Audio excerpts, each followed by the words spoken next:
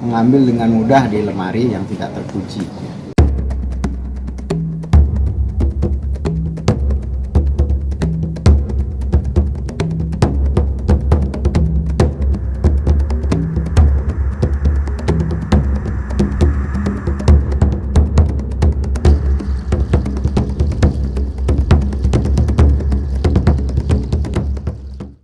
Pelakunya akan dilakukan diversi sesuai dengan undang-undang yang ada ya, tentang perlindungan anak.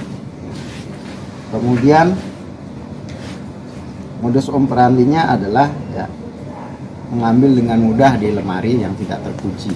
Jadi kerugiannya itu sebesar 127 juta.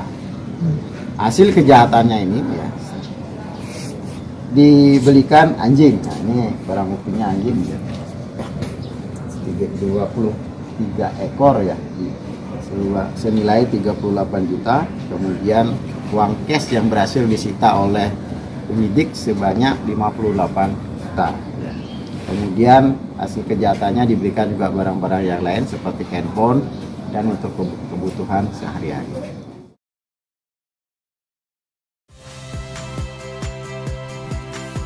Saya Radi Saputro.